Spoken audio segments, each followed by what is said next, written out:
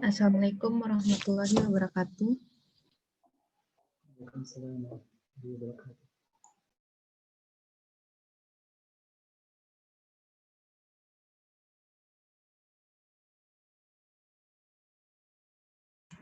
Untuk teman-teman peserta yang sudah join, silahkan jika bisa nyalakan kameranya menggunakan virtual background yang telah disediakan oleh panitia.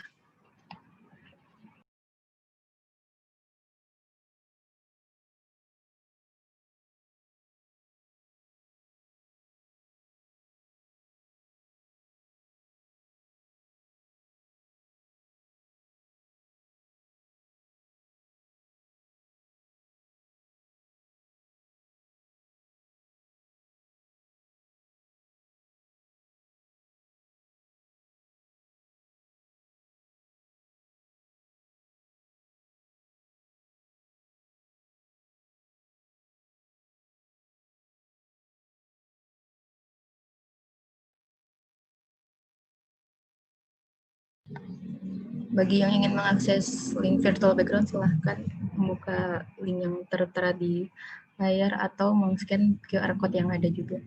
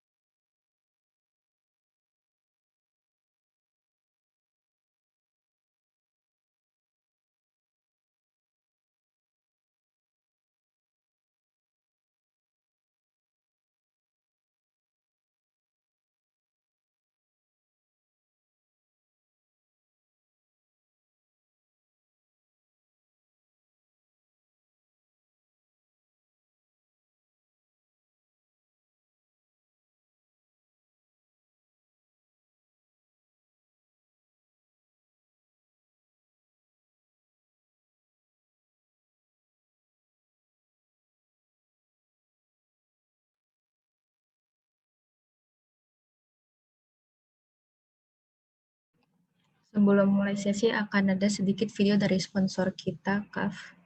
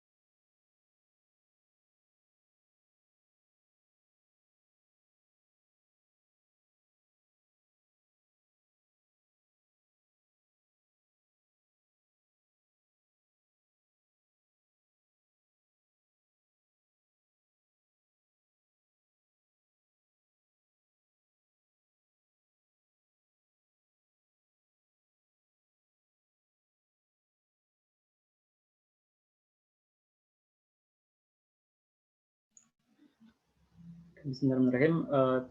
Teman-teman semua, sembari menunggu moderator yang mungkin ada kendala koneksi, kita mungkin bisa ngisi sebuah kuis singkat dulu nih di link menti.com yang dikirimkan lewat kolom chat ya.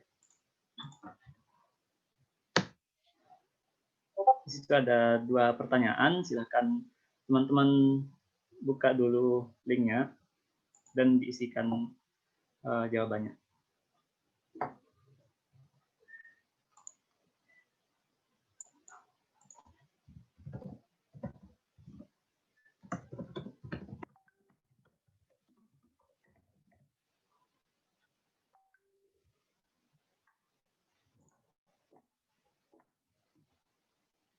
Oke.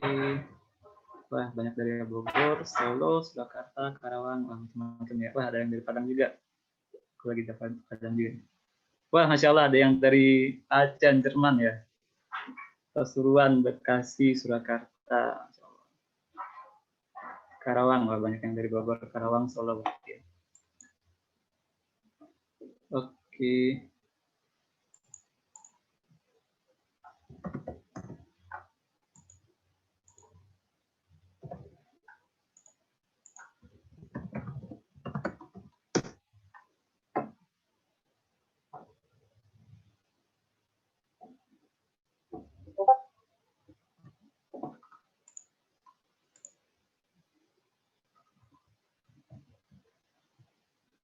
Bisa lanjut ke pertanyaan berikutnya mungkin?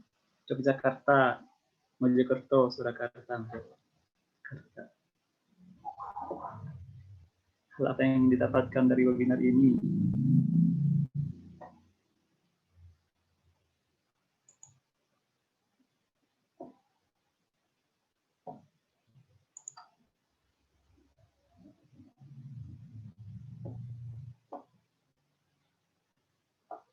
Untuk Arfi, apakah sudah siap? Sudah ya? Belum di-unmute? Oke. Kembali ke moderator. Dipersilakan kepada moderator untuk melanjutkan sesi webinar. Assalamualaikum warahmatullahi wabarakatuh. Selamat pagi. Selamat pagi dan salam sejahtera untuk kita semua. Teman-teman semuanya apa kabar? Baik ya, alhamdulillah. Perkenalkan, saya Arfi Sabiha yang akan memandu webinar pada pagi hari ini.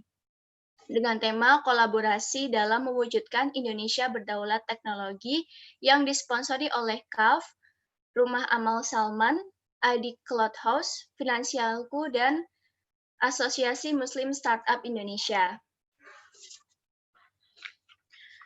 Yang terhormat, pemateri kita pada pagi hari ini, Bapak Dr. Insinyur Syarif Hidayat, MT. Dan terima kasih kepada seluruh teman-teman yang sudah hadir pada webinar pada pagi hari ini. Tak kenal maka tak sayang, maka izinkan saya untuk membacakan CV pemateri kita pada pagi hari ini, yaitu Bapak Dr. Insinyur Syarif Hidayat, MT. Beliau adalah seorang dosen stay ITB, inisiator ventilator I, dan pembina YPM Salman.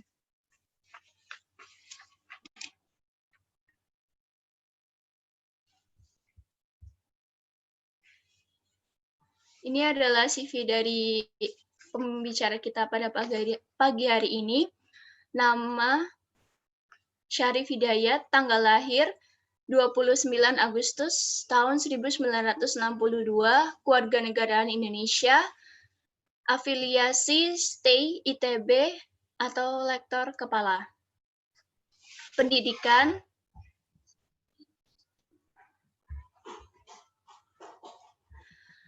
BS Dep of Electrical Engineering, Institut Teknologi Bandung tahun 1988, MS Dep of Electrical Engineering, Institut Teknologi Bandung tahun 1991, PhD Dep of Electrical Engineering, University of Tokyo tahun 1996. Oke. Terus organisasi profesional Institute of Electrical Engineering of Japan, member, Society of Atmospheric of Electricity of Japan, member, Indonesia Society of High Voltage Engineering or HALTI, member. Itu pendidikan beliau. Untuk selanjutnya bisa dibaca sendiri oleh teman-teman.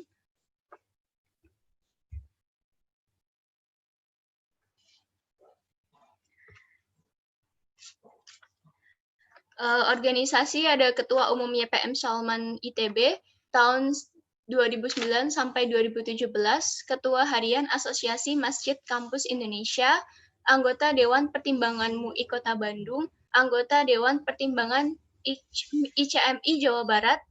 Karya profesionalnya ada penemu jaringan deteksi dan mapping petir nasional, pencipta lebih dari 30 alat proteksi petir, perintis sistem penggalaran kabel laut Indonesia, pencipta alat-alat listrik tegangan tinggi di Indonesia. Terus ada penghargaan ASEAN Outstanding Engineering Award tahun 2004 dari ASEAN, Federation of Engineering Association. Karya Haki, pemegang 12 paten, pemegang 4 hak cipta, karya ilmiah, menulis lebih dari 30 karya ilmiah dalam jurnal dan konferensi internasional. Oke.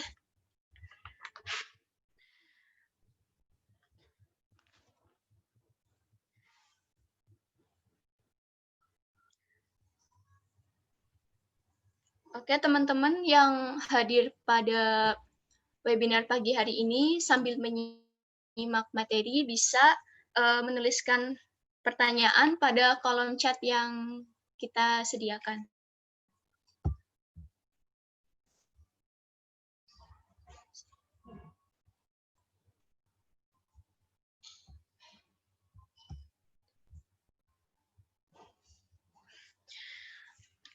Oke, marilah kita simak pemaparan materi dari pemateri pada pagi hari ini, Bapak Dr. Insinyur Syarif Hidayat MT.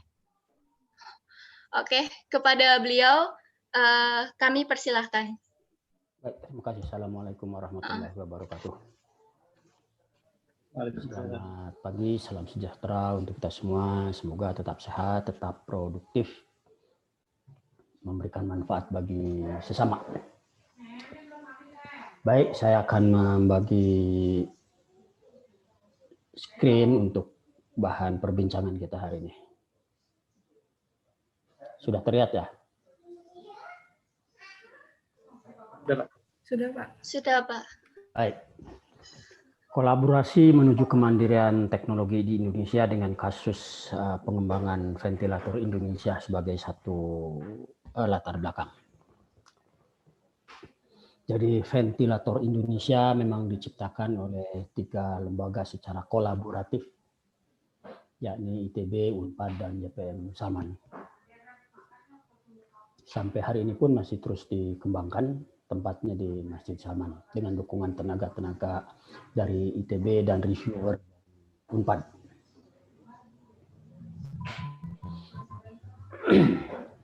Jadi cerita tentang kolaborasi ini dimulai pada minggu ketiga bulan tahun 2020.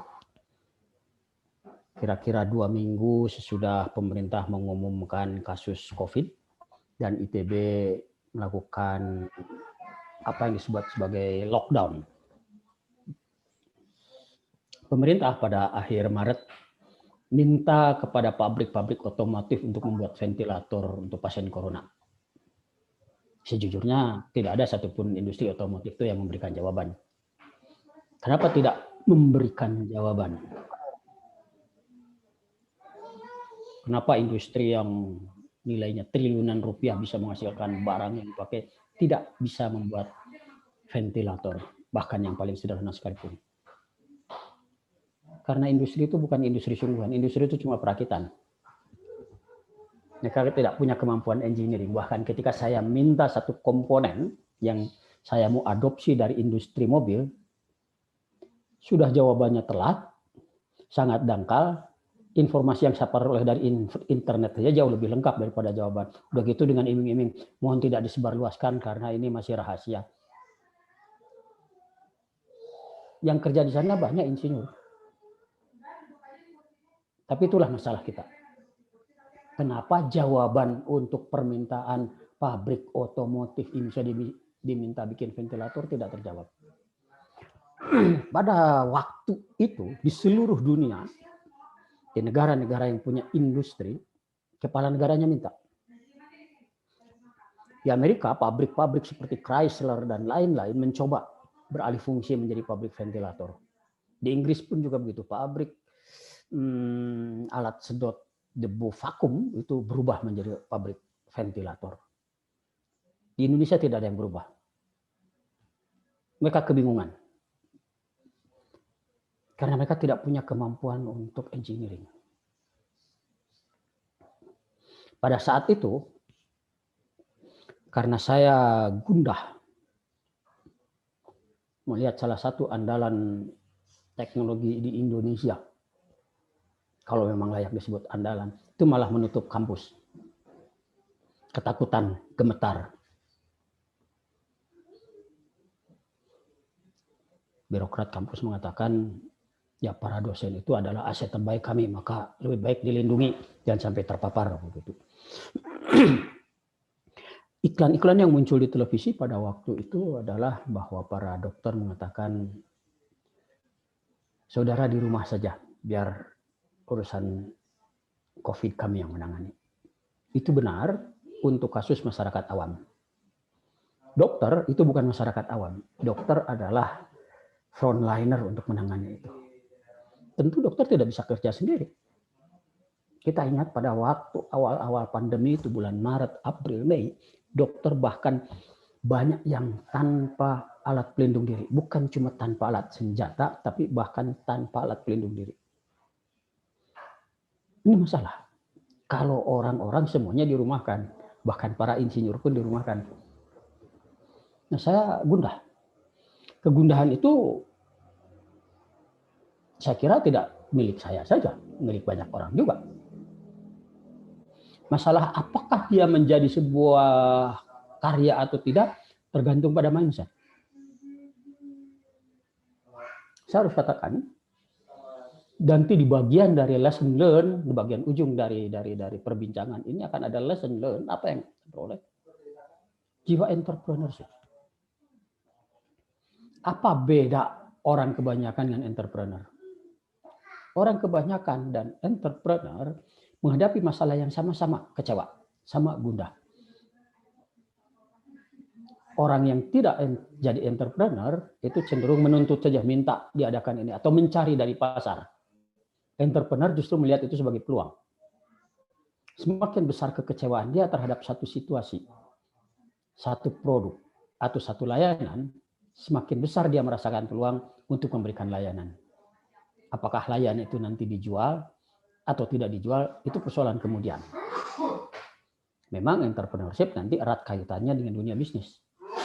Karena pengambilan keputusan harus dibayar. Yang paling gampang tentu saja kalau reward-nya berbentuk ekonomi. Tapi tidak selalu. Entrepreneurship tidak selalu identik dengan bisnis. Kepemimpinan, keteladanan sosial, rintisan-rintisan, para hero, itu mereka adalah para entrepreneur. Bedanya dengan bisnismen, entrepreneurship yang diperlakukan oleh mereka itu saya sebut sebagai social entrepreneurship. Entrepreneurship di mana reward-nya tidak berbentuk keuntungan komersial, melainkan berbentuk benefit masyarakat. Buat yang bersangkutan ada benefit, tapi untuk yang jangka yang sangat panjang. Berupa kepuasan batin di dunia atau harapan dia memperoleh balasan di akhirat. Dalam kondisi seperti itu, apakah tidak ada rasa takut pada diri saya? Oh, saya sangat takut. Dan takut itu normal. Takut itu adalah senjata atau tameng yang diberikan oleh Yang Maha Kuasa agar kita terhindar dari bahaya. Itu normal. Yang kita harus mengerti adalah bahwa kita tidak boleh didikte oleh rasa takut. Sama halnya seperti tidak boleh didikte oleh rasa marah. Jadi marah sama dengan takut. Adalah alat-alat pertahanan diri agar kita bisa terhindar dari bahaya. Tetapi agama manapun yang normal itu akan mengajarkan kita untuk tidak mengambil tindakan ketika sedang marah. Tetapi pada saat yang sama juga, semua agama yang normal akan mengajarkan kita untuk tidak menyerah pada rasa takut. Jadi ketakutan saya pada waktu itu tidak menghalangi saya untuk keluar dari rumah. Sampai hari ini pun sudah 10 bulan saya kira. Saya masih tetap keluar rumah. Saya masih tetap ke Masjid Zaman setiap hari. Senin sampai Sabtu rata-rata. Hari Minggu saya beraktivitas dari rumah, walaupun kadang-kadang harus ke Salman juga. Apakah tidak ada rasa takut? Pasti ada. Tetapi saya berpendapat tidak boleh rasa takut menghabiskan energi kita.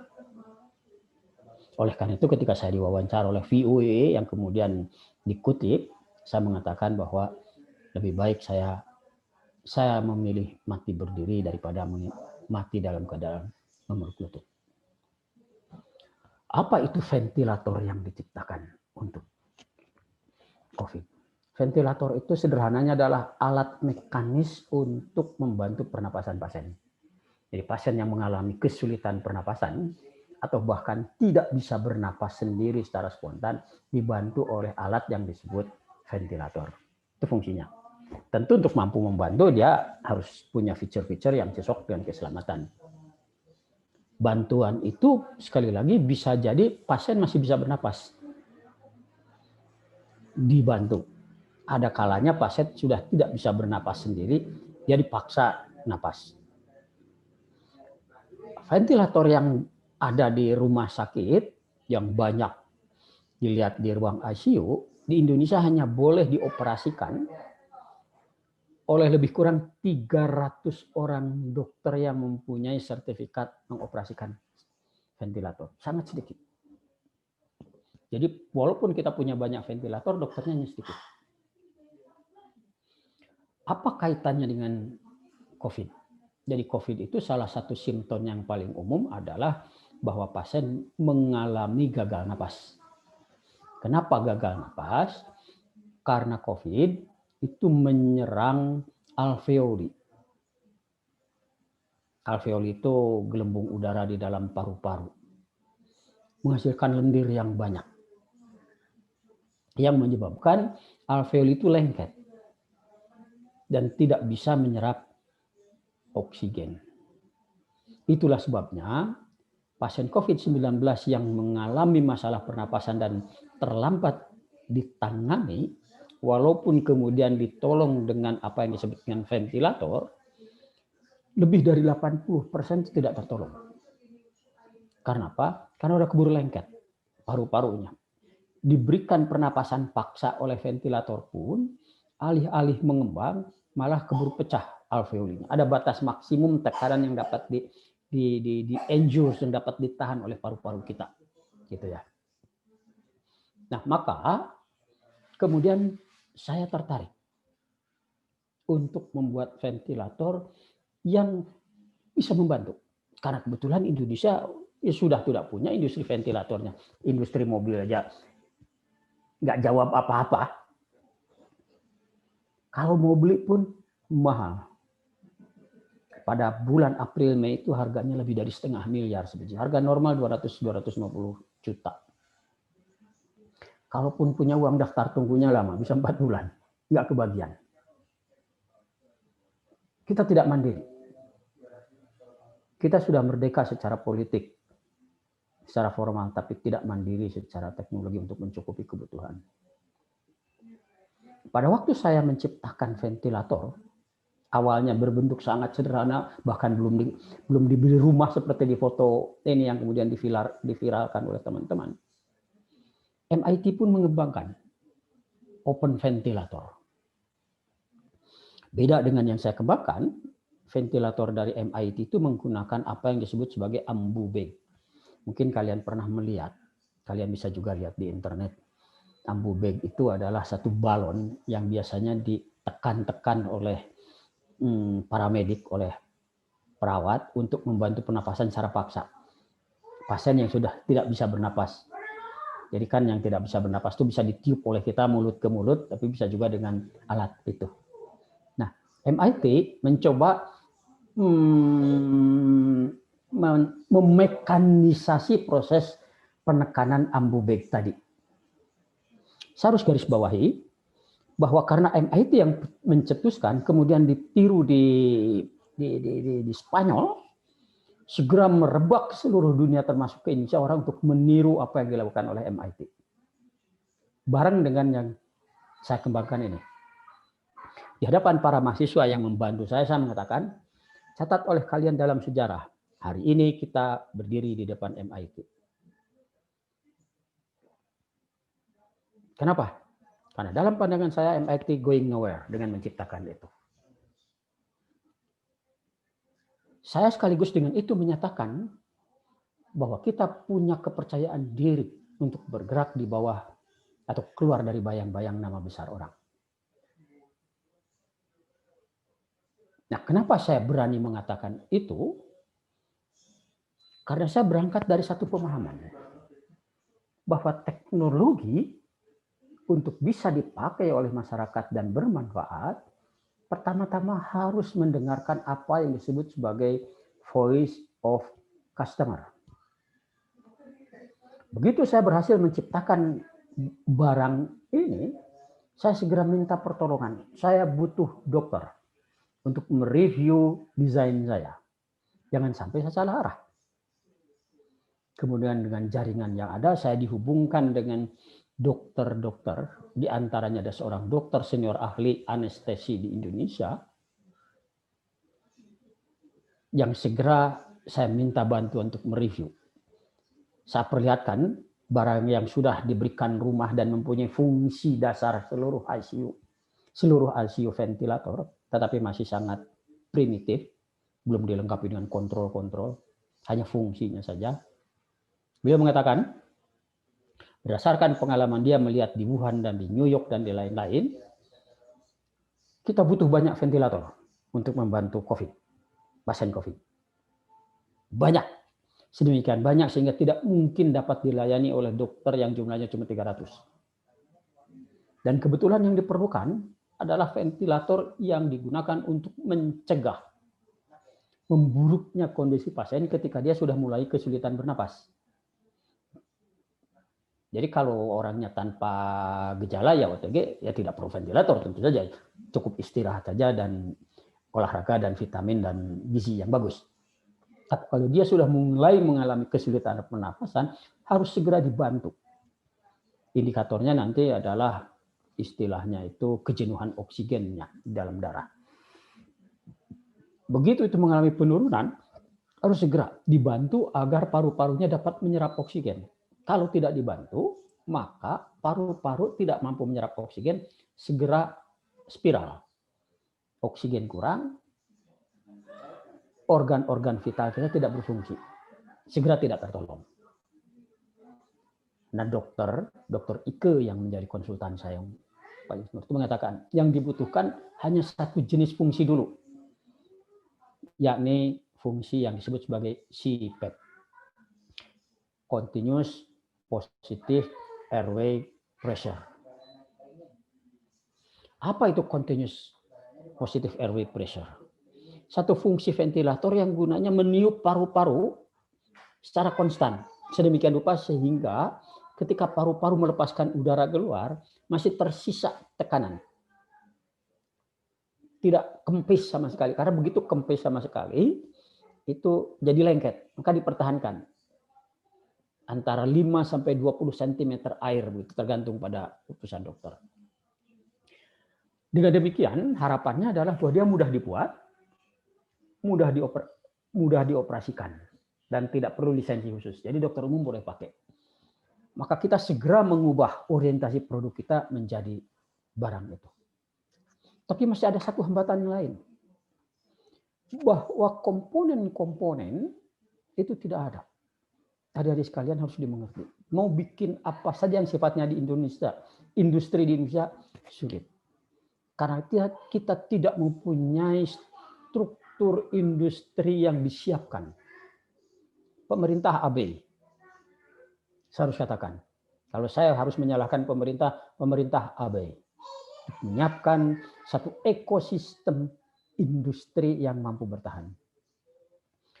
Jadi jangankan komponen elektronik yang kita memang tidak punya sejak awal. Pompa saja pun tidak ada. Mau beli selang ventilator, selang pernapasan pun tidak ada. Mau beli masker pun tidak ada. Indonesia tidak punya. Indonesia cuma punya industri mobil.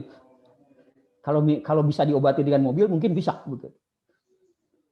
Tapi masalahnya ketika saya minta pada industri mobil di hadapan menteri, saya minta di hadapan menteri perindustrian Gumiwang Kartasasmita pada waktu yang memimpin langsung rapat. Saya bilang minta tolong industri mobil sediakan saya komponen ini.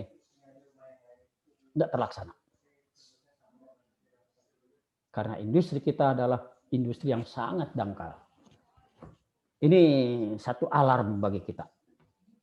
Baiklah, saya lanjutkan. Mulai dari 23 Maret proyek dimulai, kira-kira 1 bulan, 22 April, peralatan yang diciptakan itu berhasil lulus uji Badan Pemeriksa Keselamatan Fasilitas Kesehatan, Kementerian Kesehatan.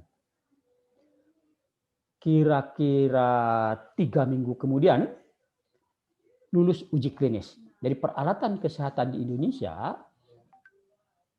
untuk dapat diedarkan, pertama harus lolos uji pemerintah. Punya badan yang namanya BPFK. Yang diuji di situ adalah fungsinya sesuai dengan deklarasi dan kelasnya, lalu keselamatannya jangan sampai dia menghasilkan masalah, dan daya tahan. Jadi alat yang diciptakan untuk membantu ini harus tahan 2 hari 2 malam dijalankan tanpa mengalami penurunan fungsi. Sesudah lulus secara teknis, harus diuji cobakan pada pasien dengan protokol yang ketat. Diuji. Kalau sudah lolos uji klinis, baru nanti dapat izin edar. Itulah alat yang kita ciptakan. Nanti saya ceritakan tentang kolaborasinya seperti apa. Inilah spesifikasinya.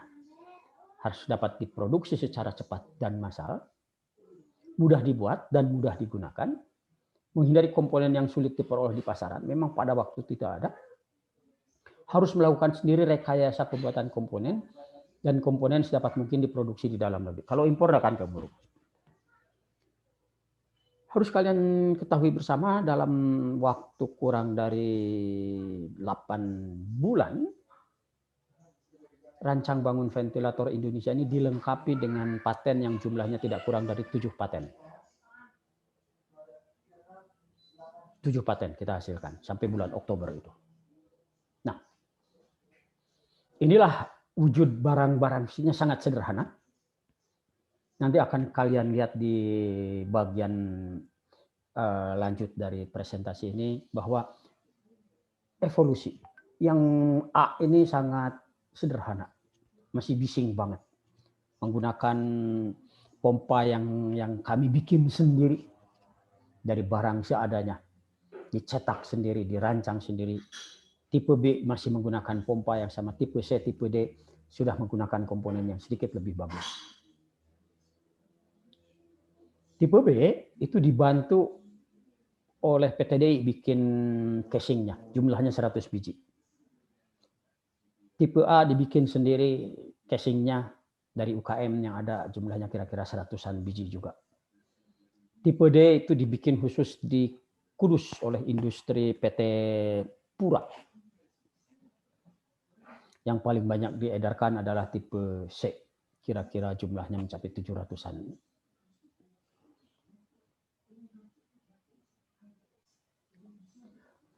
Ujungnya nanti, kira-kira 2 bulan dari sekarang, layarnya berbentuk layar 15 inci.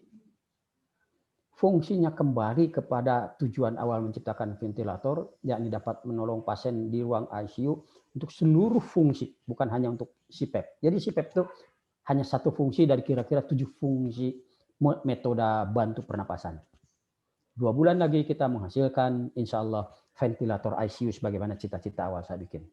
Agak mirip, terus terang aja saya benchmarknya saya ambil dari sini. Ini adalah salah satu ventilator paling baru yang dihasilkan di dunia. Saya tidak mau kalah, ujungnya kira-kira 2 bulan lagi. Jadi terus evolusi, sampai sekarang saya belum berhenti dengan tim untuk mengembangkan ventilator ini, walaupun yang dikembangkan masih versi sederhana. Inilah tim inti, jumlahnya 11 orang yang terlibat day by day untuk menciptakan ventilator ini. Ada dokter, ada para insinyur, ada yang ngurus uang, ada yang ngurus makanan, dan sebagainya. Tidak mungkin saya bekerja sendirian. Di belakang ini ada banyak sekali orang. Masjid Salman pada waktu itu disulap menjadi pusat pengembangan sekaligus pusat quality control. Kiri atas itu adalah suasana para mahasiswa terutama. Itu lebih dari 90% itu mahasiswa isinya yang bekerja untuk melakukan quality control. Dari komponen-komponen ini dibikin di beberapa UKM. Semua itu kemudian dengan beberapa komponen kunci dirakit di 3 tempat. Paling banyak di Polman. Kemudian ada juga di Polban. Ada lagi yang dirakit di PTDI. Selain yang di Kudus. Tapi kebanyakan dirakitnya di Polman. Dari Polman kemudian dikirim ke Salman. Di Salman dilakukan pemeriksaan sekaligus setting. Yang paling banyak makan waktu adalah settingnya ini.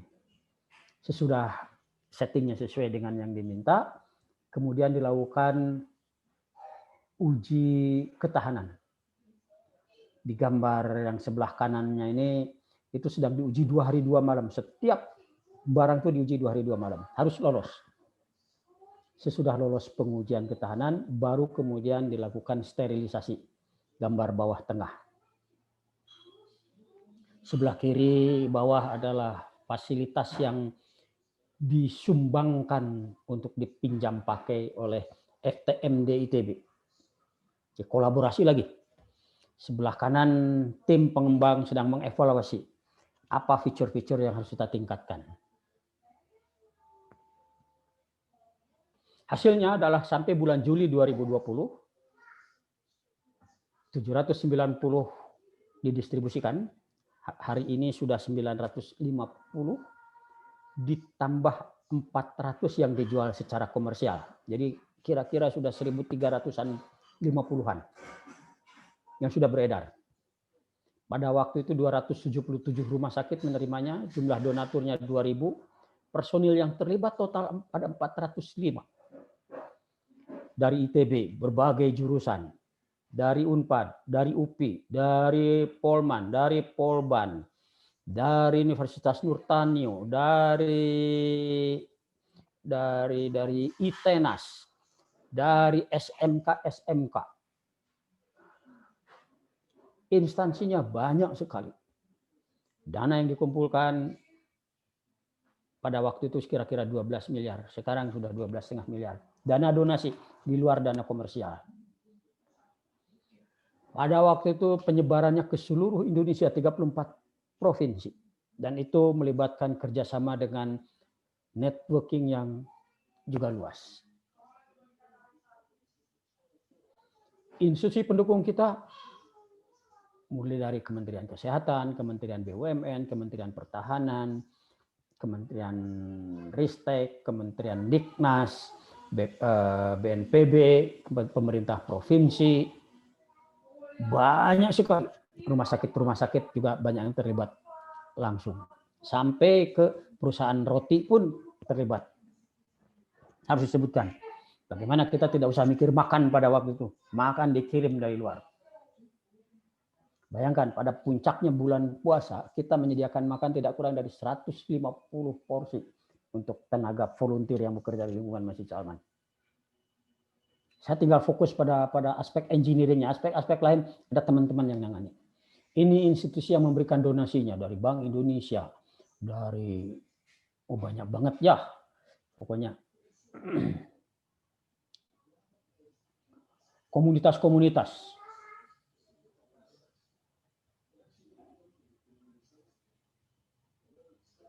Jumlahnya 2.000 lebih orang. Lalu kita mendapatkan juga apresiasi dari para tokoh-tokoh level nasional yang memberikan testimoni mulai dari Presiden Jokowi, Gubernur Jawa Barat, Menteri Kesehatan, Menteri Pertahanan, lalu banyak. Menariknya, dari semua itu, rumah sakit pertama yang menerima kiriman ventilator Indonesia adalah Rumah Sakit Advent. Bukan RSHS di mana para dokter terlibat. Kalian harus catat.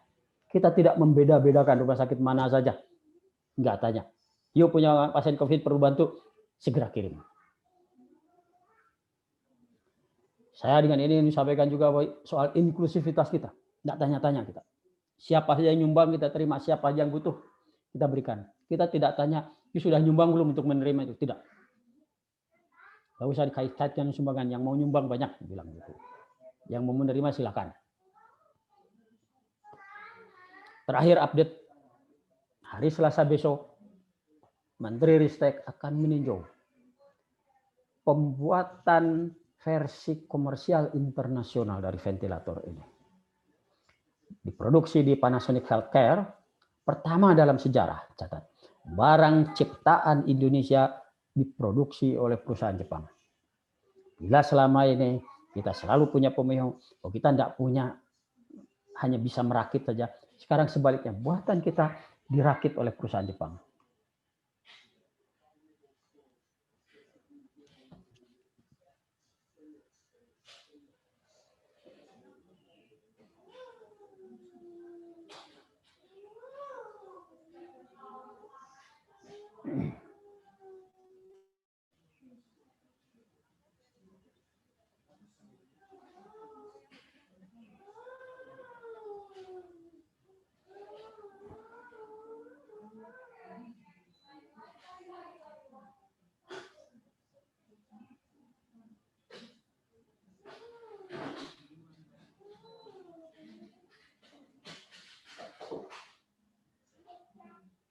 Tentu ini adalah sebuah pencapaian yang harus kita syukuri. Untuk membuktikan bahwa manakala ada kemauan, disertai dengan kerja keras dan kesediaan untuk secara rendah hati bekerja sama dalam satu kolaborasi yang besar, apapun bisa kita capai. Saya harus katakan sejak awal, saya tidak bekerja sendirian. Saya nggak bisa ngurus makan 150 orang setiap hari. Nggak mikir soal itu saya. Saya nggak mikir bagaimana mencatatkan keuangan. Saya tidak mengerti bagaimana cara mengirimkan barang. Itu semua ada yang ngurus. Itu semua ada yang ngurus. Saya fokus saja bikin barangnya. Mengendalikan mutunya.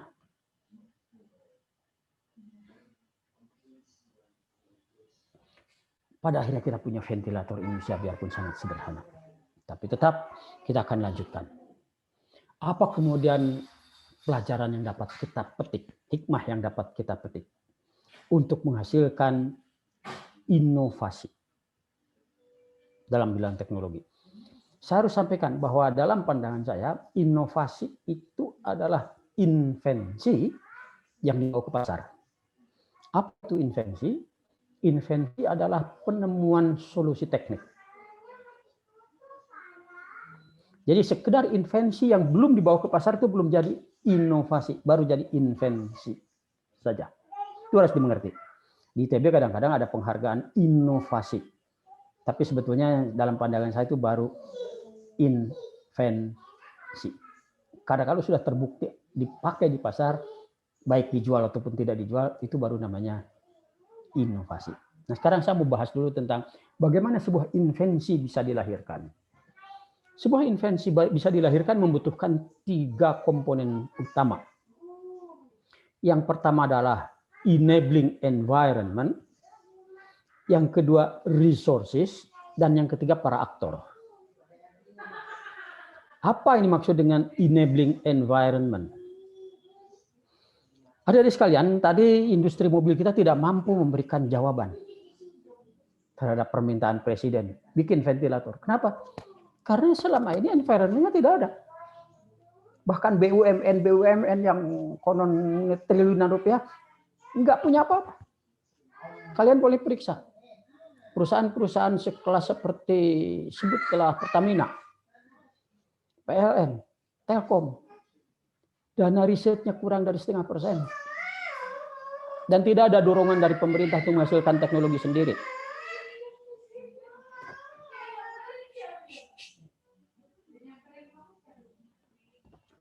Tidak ada. Jadi pemerintah tidak menyediakan satu program untuk mendorong, bahkan sekedar insentif pun masih omong kosong dah. Bahkan di bidang riset yang dilakukan oleh perguruan tinggi dan lembaga-lembaga riset milik pemerintah pun, pemerintah cuma bagi-bagi anggaran saja. Anggaran yang terbatas itu yang penting dibagilah sama-sama rata. Sehingga apa? Ya cuma cukup untuk nambah gaji pegawainya saja. Pemerintah tidak punya political will yang mengatakan kita harus mengejar ini, menghasilkan ini dalam waktu 5 tahun misalnya. Tidak ada. Jadi ekosistemnya tidak terbentuk. Bahkan zaman dulu apalagi. Ada orang saya ingat bikin helikopter zaman Soeharto ditangkap oleh Intel. Bayangkan, orang punya kreativitas dicurigai duluan. Sekarang mungkin tidak dicurigai, tapi setidaknya tidak dihargai.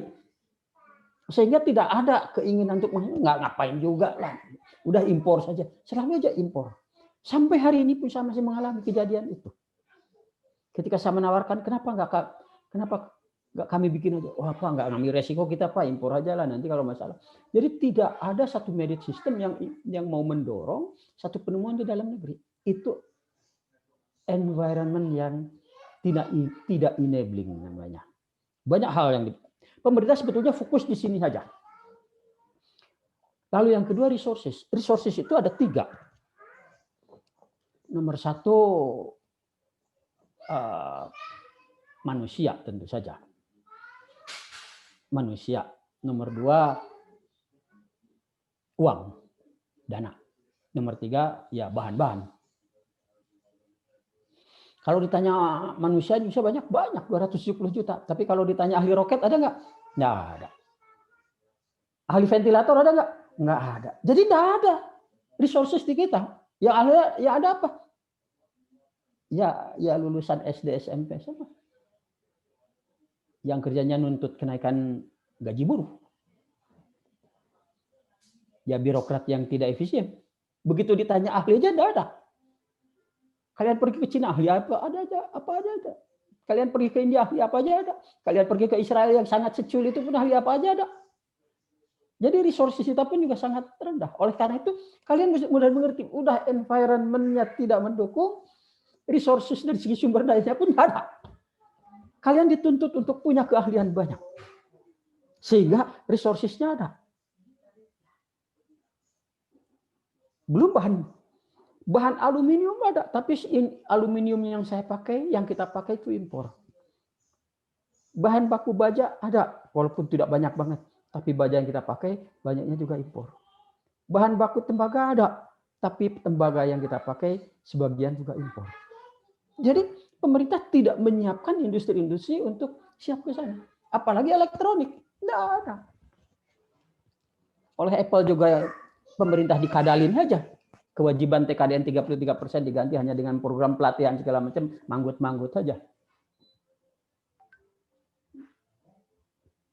Itu masalah kita. Jadi sudah environment-nya tidak ada, resources punya tidak ada.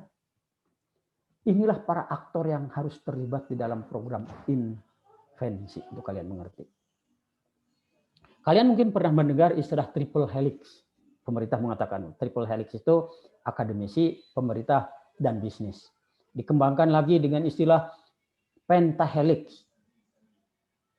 Akademisi, pemerintah, bisnis, lalu lembaga pemberitaan, begitu tambah apa lagi begitu ya. Tapi tetap aja itu cuma istilah-istilah yang dipungut dari buku, cuma teoritis. Ujungnya nggak jalan juga. Kenapa? Karena tidak ada ini. Tidak ada entrepreneurship. Apa itu entrepreneurship? Entrepreneurship sederhananya berani bermimpi dan berani mengambil resiko mewujudkannya. Tanpa ini tidak ada cerita invensi. Karena tidak ada invensi yang tidak disertai dengan kegagalan.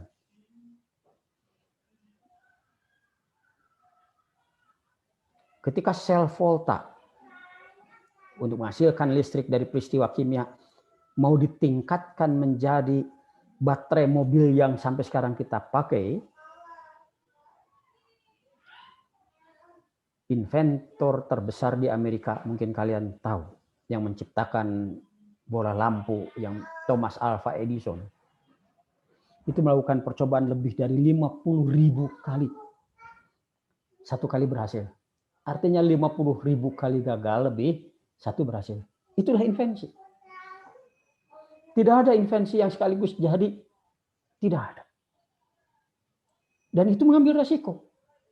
Resikonya, ya hilang uang, ya hilang barang, ya hilang waktu. Pemerintah tidak mengambil resiko itu. Pemerintah Amerika contohnya tahun 60-an mengambil inisiatif, bermimpi. Mengirimkan manusia ke bulan sebelum akhir dekade. Tahun 69 kesampaian. Neil Armstrong dan Buzz Aldrin menginjak bulan. Karena apa? Karena pemerintah Amerika bersikap entrepreneur. Berani memancangkan mimpi dan berani mengambil resiko menumpahkan resources nasional. Tapi di Amerika bukan hanya pemerintahnya yang berani bermimpi dan berani mengambil resiko. Perusahaan-perusahaan seperti Apple, seperti Microsoft, seperti Tesla, seperti Ford, seperti banyak sekali berjubel. Mereka adalah jiwa-jiwa entrepreneurship yang di dalam istilah mereka mengatakan the dream of America. Siapa saja yang berani bermimpi besar dan berani mengambil resiko, maka mereka mungkin sukses. Jiwa itu tidak terlihat di kita. Bahkan pada jiwa pemerintah pun. Kalian boleh cek. Pemerintah pengen apa sih sebetulnya? Enggak pengen apa.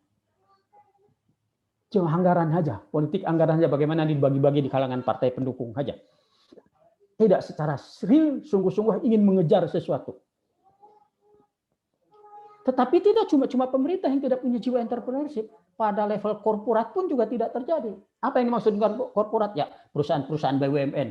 Karena pemerintah tidak mengharuskan mereka bikin inovasi, invensi, ya mereka yang penting ngumpulin duit aja. Tapi bahkan perguruan tinggi seperti ITB sekalipun juga tidak berentrepreneurshiip. Kok saya kasar sekali saya bilang, memang kasar apa boleh buat. Pemerintah mengatakan bahwa ukuran perguruan tinggi adalah world class university. Ukurannya diantaranya adalah kutipan, itu Scopus. Itu aja yang dikejar oleh ITB dan lain-lain. Soal lokal relevansi, nggak ada urusan.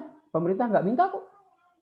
Kenapa harus ngejar itu? Ketika ada individu dosen yang mencoba mengatakan, nggak ada kerangkanya, nggak ada mata anggarannya. Yang ada anggarannya ini saja. Tapi para dosen pun, para peneliti pun, sama nggak punya jiwa entrepreneurship-nya juga. Yang penting menurut pemerintah jadi profesor harus lurus. Harus ngerti lurus, nggak boleh beda keahlian, nggak boleh bercabang. Akibatnya apa? Profesor kita masih makin muda-muda, tapi nggak punya wawasan apa-apa. Kalau kalian lihat WA group para profesor, ya WA group itu ngomongnya awam saja, karena mereka hanya ahli di bidangnya saja. Mereka tidak ahli di bidang yang lain, bahkan juga tidak ahli pada unsur hilirisasi teknologinya. Ini masalah. Jadi entrepreneurship itu pada level individu, pada level korporat, bahkan pada level negara pun tidak ada. Itu yang memberikan jawaban kenapa di Indonesia invensi sangat sedikit. Sorry, tadi saya menyebutkan bahwa saya punya paten 12, sekarang sudah 15 paten saya. Kalian boleh cek, berapa orang dosen yang punya paten di atas 10? Saya kira kalian boleh menghitung dengan jari saja. Karena tidak didorong. Karena untuk punya paten yang macam nggak ada nilainya. Yang ada nilainya adalah kalau saya bikin paper. Pemerintah mintanya paper karena menurut ukuran internasional begitu. Jadi pemerintah nggak punya dream sendiri. Pemerintah dikendalikan oleh ukuran-ukuran yang ditentukan oleh orang lain saja. Para peneliti pun begitu. Ketika ventilatornya diciptakan, saya nggak punya duit. Minta pada pemerintah, lupakan saja. Apa yang ditanya oleh pejabat pemerintah pada saya? Pak Sarif punya proposal nggak? Proposal yang ditanya. Ujungnya nanti laporan. Laporannya apa? Nomor 1 diperiksa keuangannya, bukan hasilnya. No way. Saya mengambil resiko. Saya datang ke Masjid Salman, saya minta uang dari Salman. 100 juta digelontorkan oleh Masjid Salman. Saya belum punya bahkan bayangan bagaimana ventilator itu jadi. Tapi Masjid Salman keluarkan duit. Masjid Salman telah menjadi investornya. Tapi sebelum investor itu, saya tanya dulu usernya. Tanya para dokter, apa barang yang diperlukan. Barulah saya bergerak dengan mengajak kawan-kawan yang lain. Saya libatkan para toolmakers, saya libatkan programmer. Teknologi zaman sekarang selalu mengandung unsur IT. Ini semua harus terlibat. Ketika uangnya tidak cukup, saya harus mengambil resiko lagi. Uang 100 juta tidak cukup. Kemudian terbukti bahwa saya memerlukan uang kira-kira tidak kurang dari 1,2 miliar rupiah untuk mengembangkan ventilator ini sampai jadinya. Pemerintah mau mengeluarkan sebanyak itu? Dalam sejarah Indonesia belum ada. Dengan kecepatan seperti itu. Satu-satunya yang berani menjadi investor besar adalah mereka yang desperately seeking solution. Pemerintah, tidak desperately seeking solution. Pemerintah tidak sungguh-sungguh ingin mengatasi COVID ini. Pemerintah masih terjebak dengan urusan-urusan formalisme saja. Yang desperately seeking solution adalah masyarakat. Jadi saya ketuk saja pintu masyarakat. Kawan-kawan saya mengusulkan, mari kita lakukan crowdfunding. Setuju, saya bilang. Resiko apa yang kita tanggung? Resiko adalah bahwa kita harus mendeliver. Kalau enggak kan saya menipu kan, mengumpulkan dana masyarakat tanpa menghasilkan sesuatu. Maka dengan 12,5 miliar itu saya harus bikin 1.000 biji ventilator. Tidak dibeli oleh pemerintah. Dibeli oleh masyarakat.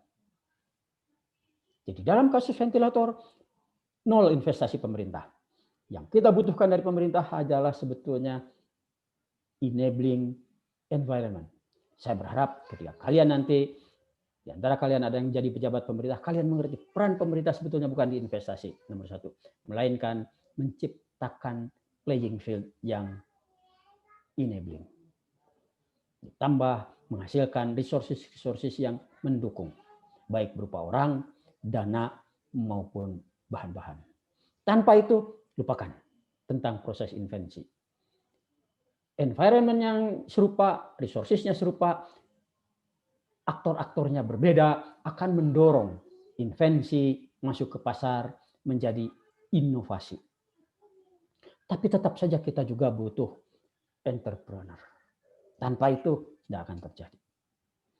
Di sini kita butuh fabrikator. Beda antara mendesain barang dengan memproduksi barang banyak. Adik-adik sekalian, dikenal istilah Death Valley. Jadi sebuah barang yang sudah hasil invensi, sudah prototip, bukan prototip laboratorium, tapi sudah prototip industri, itu gagal masuk ke pasar karena tidak berhasil melewati Death Valley. Death Valley itu adalah satu lembah jebakan kematian, di mana teknologi yang tidak berhasil melewati itu nggak sampai di pasar. Menakutkan karena butuh investasi di situ faktor risiko sangat besar. Apakah produk ini bisa diterima oleh pasar atau tidak? Artinya kan kita harus membuat sejumlah barang dulu. Kita harus membuat program promosi dulu, yaitu uang semua. Kita harus bikin pabriknya dulu. Belum tentu pabriknya berhasil. Kita pun butuh trader nanti. Nah, para pencipta teknologi harus mengerti bahwa kita butuh trader itu. Dan mereka duitnya gede. Kalian nanti akan tercengang. Kami yang sibuk kerja begini, hasilnya cuma segini. Sementara kalian minta sebegitu. Itu real nanti. Kalian harus mengerti. Tanpa mereka nggak jalan tuh teknologi pasar. Tentu saja invensi modalnya tadi harus ada. Investornya juga harus ada. Ada peran regulator di sini. Tapi yang mencairkan semua adalah entrepreneur. Nah, di zaman abad digital teknologi ini, networking, peran media menjadi sangat penting. Kenapa ventilator berhasil kita luncurkan? Salah satunya dari peran media. Kalau saya bikin iklan di koran, di televisi, entah kapan jadinya. Tapi dengan media yang viral, biarpun viral ini kadang-kadang untuk hal-hal yang negatif, tapi untuk yang positif pun juga bisa. Tinggal kita mau mengisinya dengan apa media sosial ini. Terus terang kami menggunakan media sosial yang sangat intens untuk menjaring simpati dari masyarakat sehingga mereka mau menyumbang untuk sesama. Sehingga seluruh unsur people, infrastructures, enabling environment, dan economic asset itu dapat dipersatukan. Ke depan, peran dari startup inovasi yang digagas oleh individu dan startup companies itu akan menonjol lebih banyak. Kebetulan di Indonesia yang dilakukan oleh big public sector dan big companies memang kecil. Udahlah, lupakanlah, nggak ada. Kalau kalian berharap big companies menghasilkan inovasi Indonesia, no way. Kalian mungkin pernah mendengar satu contoh. Sorry, saya sebut itu pengeliruan informasi ya. PLN menyebut itu di mobil-mobilnya itu listrik pintar. Kalian pernah mendengar itu? Itu sebetulnya misleading dari listrik prabayar. Satu sistem disebut smart atau pintar itu harus memenuhi fungsi timbal balik antara customer dengan vendor. Kalian bisa memberikan umpan balik nggak bahwa listrik saya maunya nyala jam 6 sore sampai jam 6 pagi gitu. Saya minta PLN bulan ini saya mau minta kapasitasnya 3.000 watt gitu. Bulan depan saya 1.500 watt aja. Bisa nggak kalian itu? Kalau nggak bisa begitu bukan listrik pintar itu namanya. Listrik bodoh aja. Listrik dumb. Biarpun saya banyak berkecimpung dengan PLN, saya bilang kalau nipu aja. Inovasi apa yang diantarkan pada masyarakat? Tidak ada. Cuma kemudahan PLN saja. PLN tidak perlu mengirim orang untuk memutus listrik. PLN sudah dapat uang di muka. Ya toh. Nggak heboh-heboh. Untuk customer, tidak ada. Keuntungannya buat PLN itu sepihak. Satu contoh. Perusahaan yang lain juga sama begitu. Pertamina juga begitu. Inovasi apa? Bahkan pada level pelayanan saja sangat dangkal. Apalagi pada produknya. Kalah jauh sama perusahaan listrik Malaysia tenaga berhad oleh EGAT-nya Thailand, perusahaan listrik. Telkom juga begitu. Kita tidak bisa berharap. Karena pertama pemerintah memang tidak mentargetkan. Pemerintah nggak punya visi soal kemandirian teknologi ini. Perguruan tinggi juga diisi profesor yang linear. Yang tidak gaul ke kiri kanan. Akibatnya senatnya dipenuhi oleh orang-orang yang nggak punya visi juga. Sorry, orang-orang macam saya yang tidak linear, yang apa saja yang menarik, kemudian saya kerjakan, saya jawab tantangannya, tidak banyak. Maka harapan saya tidak bertumpu lagi pada perguruan tinggi, melainkan pada sekelompok orang yang merasa sudah tidak sabar, sudah desperate gitu ya, ingin mencari jawaban. Dan itu mereka biasanya mengambil resiko ingin membentuk startup companies. Demikian dari saya tentang kolaborasi untuk menghasilkan kemandirian teknologi. Terima kasih.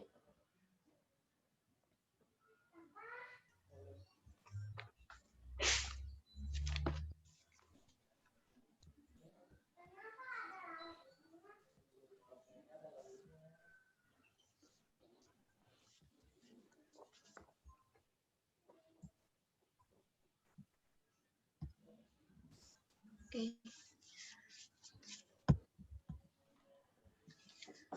Baik, terima kasih kepada Bapak Dr. Insinyur Syarif Hidayat MT yang telah memaparkan materinya. Oke teman-teman, selanjutnya kita masuk ke sesi tanya jawab.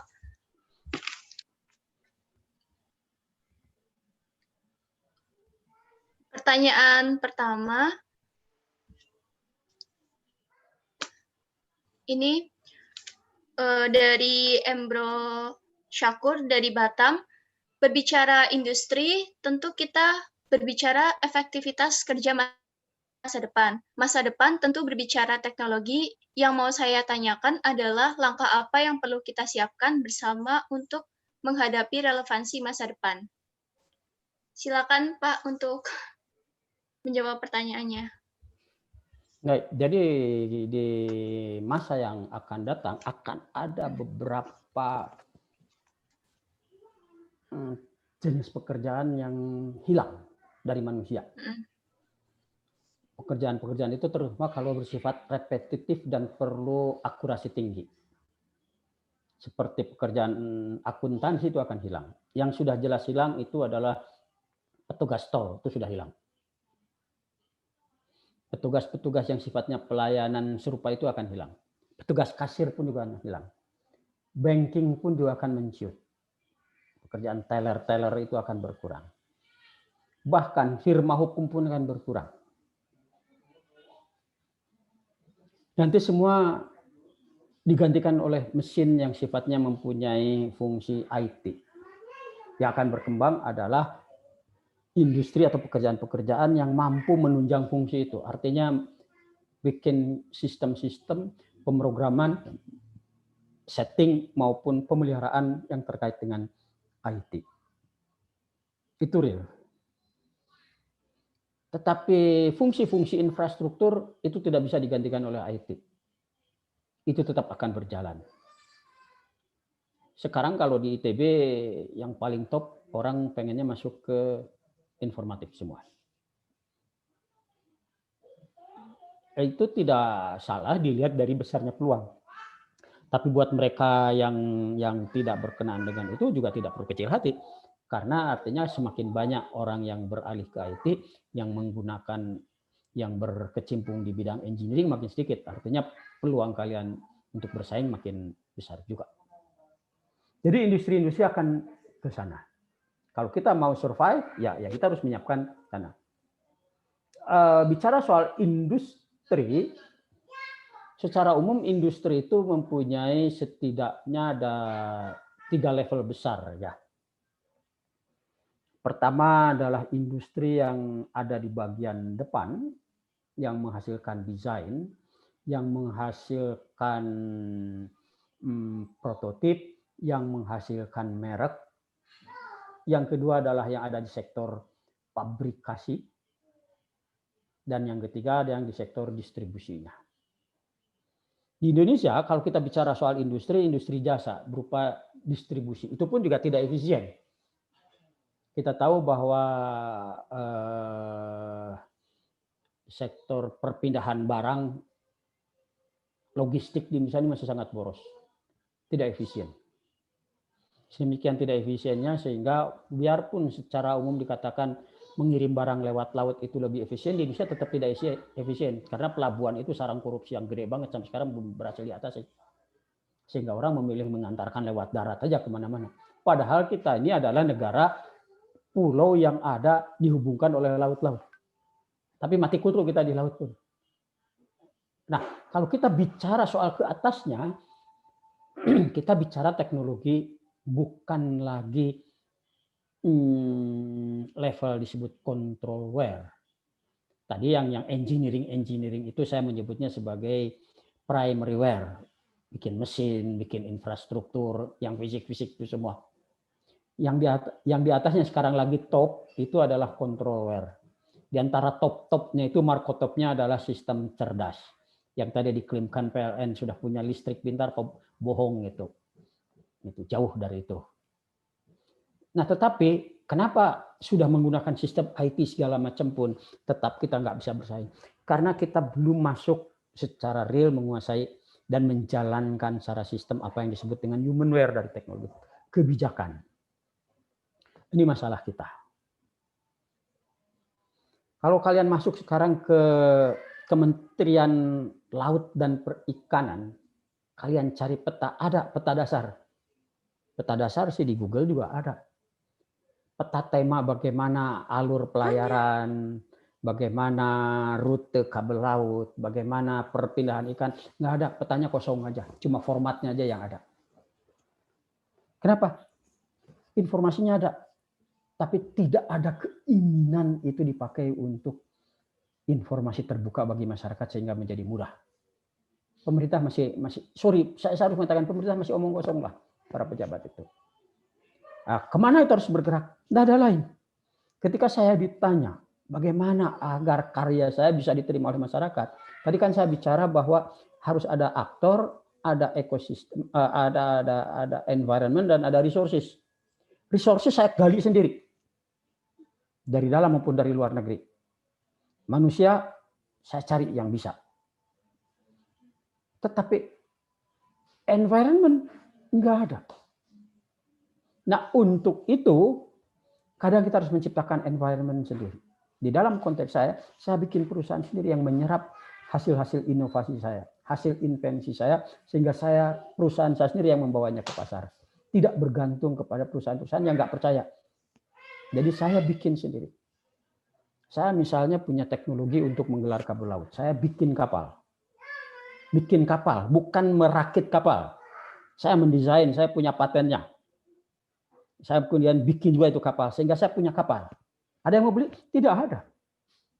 Apakah saya harus nangis? Tidak perlu. Berkeringat lebih saja. Saya bikin perusahaan. Sehingga saya bikin itu kapal, saya biayai sendiri, saya sewakan kapalnya untuk pakai. Itu saya menciptakan environment saya sendiri. Ketika saya bikin ventilator pun juga begitu. Karena environment nasionalnya tidak memungkinkan, kalau saya mengajukan dana pada pemerintah belum apa-apa ditolak dulu. Kalaupun disetujui dananya entah kapan turunnya, saya bikin environment sendiri. Ya kita dituntut untuk itu kemudian. Ya kita tidak perlu merana, hasilnya nggak akan gede. Ya tidak apa-apa. Untuk supaya gede, maka kita harus berkolaborasi. Kolaborasinya bagaimana? Mereka yang senang dengan invensi, lakukan invensi, tapi hargai teman yang mau jadi birokrat. Dorong mereka, bantu mereka. Saya menganjurkan pada kalian, setiap angkatan kalian, bikin paguyuban. Secara spesifik saya minta, di antara paguyuban itu dorong di antara teman-teman kalian untuk jadi birokrat. Jadi birokrat itu lama, kalau mau jujur, untuk bisa kaya. Nah, untuk itu kalian yang kebetulan punya peluang energi dan ekonomi lebih karena berada di sektor yang relatif besar, sebutlah kerja di BUMN atau di multinasional atau jadi pengusaha, bikin pool dana. Mereka yang mau jadi pegawai negeri, mau jadi birokrat, jamin anaknya beasiswa kuliah sampai perguruan tinggi. Sehingga nggak usah korupsi, mereka jadi pegawai yang banget. Dan itu menjadi networking kalian. Sekarang kita nggak bisa. Karena nggak ada pejabatnya yang berani ngambil risiko, yang jadi entrepreneur. Takut saja. Kalaupun ada jadi entrepreneur untuk dirinya sendiri. Itulah butuh kolaborasi. Jadi sejak kuliah pun saya minta kalian berkolaborasi. Oleh karena itu saya selalu mengencourage dalam ruang kuliah saya untuk kolaborasi. Apa kolaborasi? Saya penilaian berdasarkan proyek. Tidak berdasarkan ujian tertulis. Proyek itu boleh dikerjakan 3 orang atau 4 orang. Saya yakin yang bekerja cuma 1 orang. Tapi satu karya itu boleh diklaim milik berempat. 1 orang yang sungguh-sungguh bekerja di dalamnya. 1 orang yang bikinkan Indomie sehingga dia siang malam kerja saja tanpa harus masak sendiri. 1 orang suplai duit. 1 orang ngasih hiburan. Hasilnya boleh diklaim berempat. Itulah kolaborasi. Jadi kadang-kadang kita hanya butuh 1 orang pintar. Butuh 1 orang kaya. Butuh 1 orang yang ceria. Butuh 1 orang yang kerjanya nyomblangin sana sini. Itu kolaborasi. Saya ingin kalian dengan rendah hati menerima kenyataan bahwa kita tidak bisa bekerja sendirian. Agar hasilnya menjadi besar. Demikian jawabannya ya.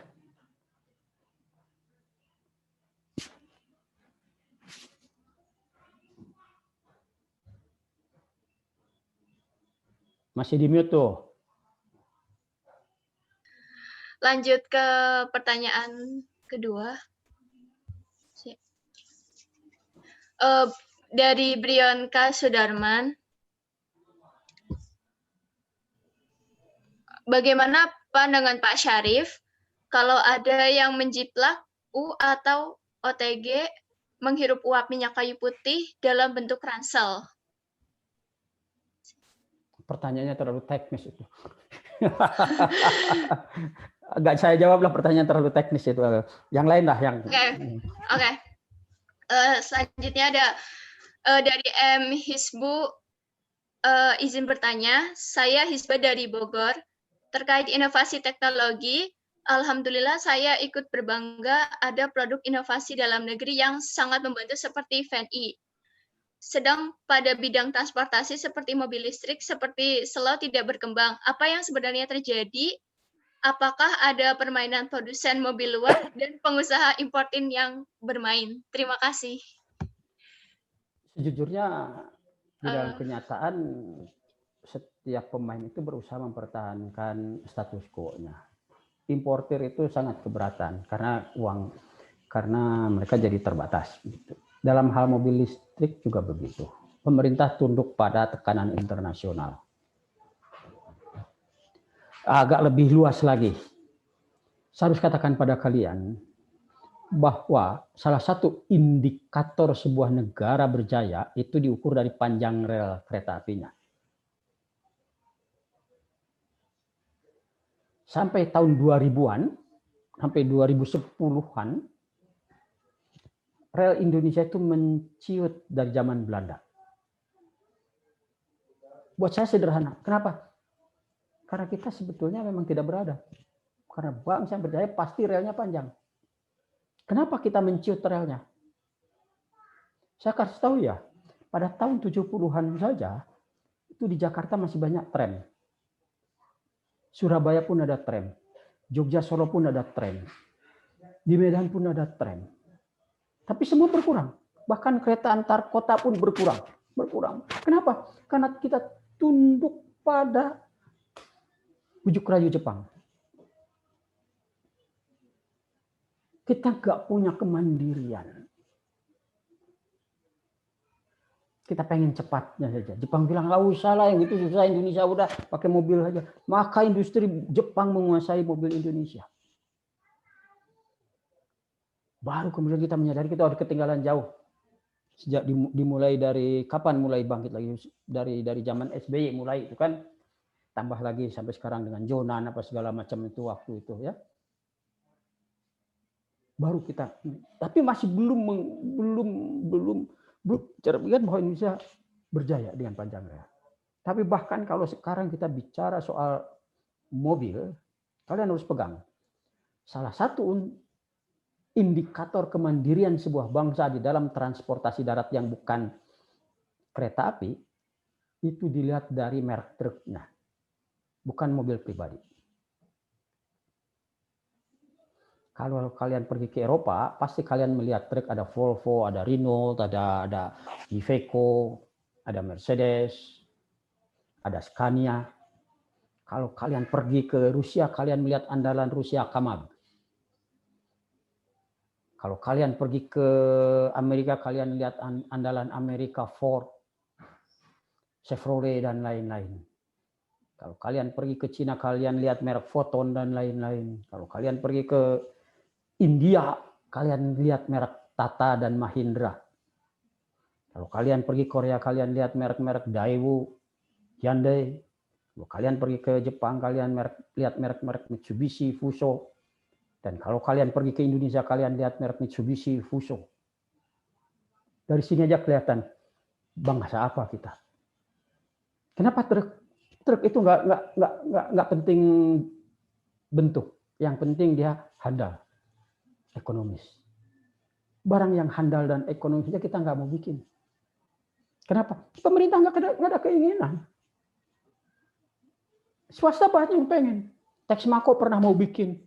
Pemerintahnya tunduk pada tekanan internasional. Pasti ada. Nah masalahnya mau nggak kalian milih pemerintah yang tunduk pada tekanan-tekanan internasional atau pemerintah yang mau membangkitkan kejayaan teknologi? Masalahnya kan kita urusan primordial saja, orang kita atau orang lain, bukan pada program-program dan platformnya, melainkan masih pada identitas saja. Itu masalah kita. Jadi kenapa mobil listrik nasional nggak berkembang? Ya karena nggak ada kebijakan teknologinya, yang saya sebut sebagai humanware-nya. Gitu ya. Itu jawaban saya. Oke, terima kasih Pak. Lanjut ke pertanyaan selanjutnya. Ini dari PM. Gimana saran Bapak untuk para investor untuk bisa selamat ngelewatin Death Valley?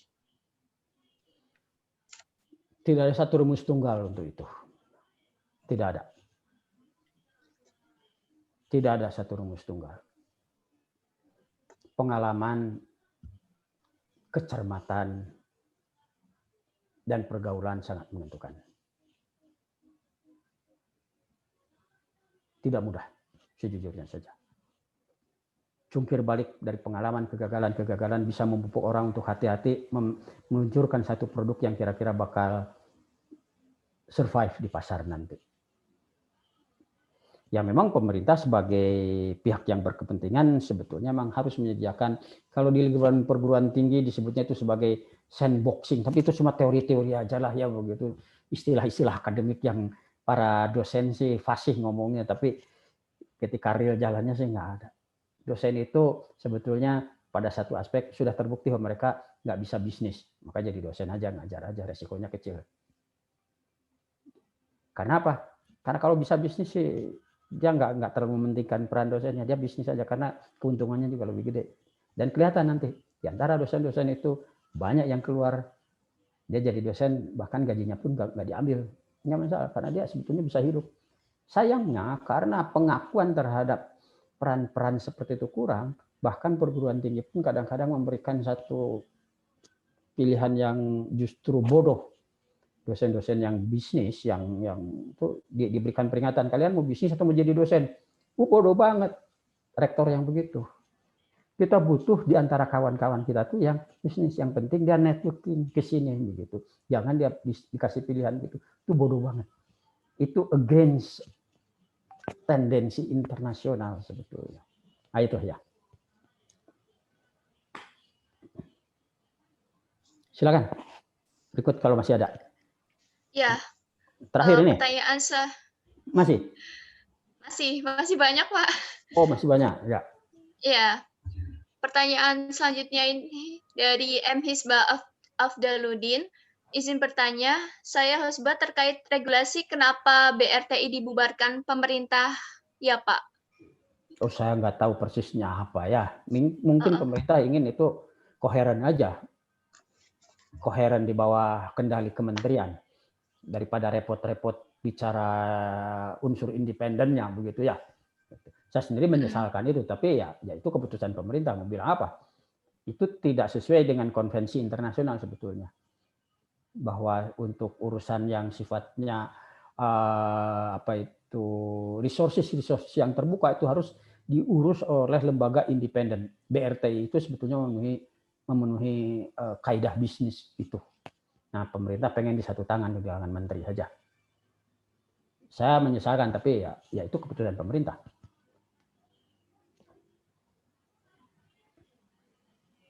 Sudah, Pak? Ya. Selanjutnya dari Jenner Hawkins at Sakib. Saat ini mahasiswa sudah memiliki program kreativitas atau PKM yang diselenggarakan oleh Dikti. Namun, produk-produk yang dihasilkan dari PKM tidak disambut baik dengan pemerintah. Hanya sebatas PIMNAS saja. Menurut tanggapan Bapak terkait problema ini bagaimana ya Pak? Terima kasih Pak. Ya, pemerintah buat saya masih superficial ya. Jangan karya mahasiswa, karya dosen juga enggak. Gitu ya, dibilang bahwa untuk jadi profesor harus karya ilmiah, boleh juga karya industri. Nyatanya enggak, karya ilmiah aja yang diminta begitu. Bahkan ventilator ini pun baru disambut oleh Senat ITB hanya karena kebetulan kita nulis juga. Jadi ada unsur ilmiahnya. Kalau ada unsur ilmiahnya dihargai, kalau nggak ada unsur ilmiahnya enggak, bodoh banget. Sorry. Pemerintah masih ya, kalau istilah saya sih masih sahun, masih formalisme aja ya. Belum sungguh-sungguh ingin mendorong. Jangan karya mahasiswa, karya dosennya juga nggak dihargai. Belum dosen-dosennya juga belum mengembangkan itu. Ya, terbukti mereka cuma nulis saja kok. Nggak peduli apakah menyelesaikan masalah, nggak gitu. Nggak. Lokal relevansinya tidak ada. Yang dikejar hanya world class university itu citizen index saja. Kalau jadi citizen index ditepuk tangani, bikin buku ditepuk tangani, bikin real mobil listrik nggak ditepuk tangani, bikin ventilator pemerintah cuma beli 200 unit, yang dibeli masyarakat 1000 unit.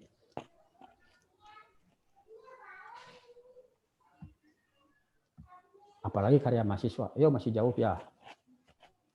Belum ada secara terstruktur menghargai itu gitu ya. Baru lisan saja, baru verbal saja itu. Jadi saya juga tidak terlalu berharap pemerintah. Yang diproduksi oleh Panasonic 1000 unit juga bukan dibeli oleh pemerintah, dibeli oleh masyarakat itu. Jadi bukan pemerintah tapi sektor swasta yang beli itu. Yang diproduksi oleh Panasonic itu yang perusahaan level dunia itu. Gak ada komitmen beli dari pemerintah. Pemerintah cuma hadir aja untuk menyaksikan, kemudian pidato, kemudian direkam, kemudian masuk koran, masuk TV. Itu aja tuh peran pemerintah itu. Ngasih duit juga kagak. Sorry, itu rada kasar. Tapi itu kenyataannya. Dan saya tidak perlu menangis. Saya berjuang saja. Kalian pun juga tidak perlu menangis. Kalian berjuang saja. Perbesar leverage kita dengan berkolaborasi.